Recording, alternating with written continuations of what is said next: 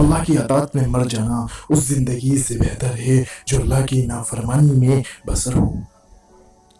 اگر آپ کا ضمیر اور نیت صاف ہے تو اس بات سے کوئی فرق نہیں پڑتا کوئی آپ کو اچھا کہے یا برا، آپ نیت پر جائیں گے، دوسروں کی سوچ پر نہیں۔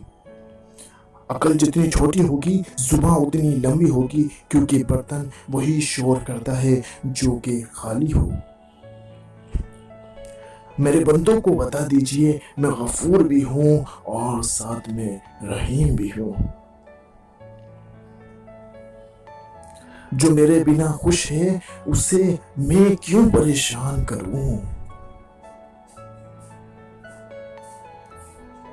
زبردستی کی نزدیکیوں سے سکون کی دوریاں بہتر ہیں۔ گناہ ایسی لعنت ہے جو قلب کو کالا کر دیتی ہے۔ رسول اللہ صلی اللہ علیہ وسلم نے فرمایا جس نے مجھ پر ایک بار درود بھیجا اللہ اس پر 10 بار رحمت نازل فرمائے گا۔ صحیح مسلم کی حدیث سے۔ ماشاءاللہ۔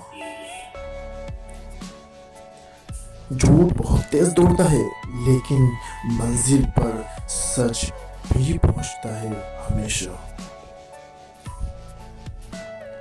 کہیں زندگی آسان بناتے بناتے موت نامشکل بن جائے تو دوستو غور و فکر کیجئے۔ جو کسی کے ساتھ زیادتی کر کے اپنے لیے عزت چاہتا ہے تو اللہ اسے اپنے انصاف کے ذریعے ذلت دیتا ہے۔ اللہ کی رحمت روٹ جانے کی بڑی وجوہات میں سے ایک وجہ یہ بھی ہے کہ ہمیں ہر قانون کی پاسداری کی فکر ہے سوائے اللہ کے قانون کی۔ وقت کسی کا ادھار نہیں رکھتا، جو دو گے وہ سود سمیت واپس ملے گا۔ توبہ کا دروازہ کھلا ہے دوستو، اس سے بڑی خوشخبری اس دنیا میں کوئی نہیں ہے۔ دھوپ میں باپ چولہے پہ ماں جلتی ہے، تب جا کر کہیں اولاد پلتی ہے۔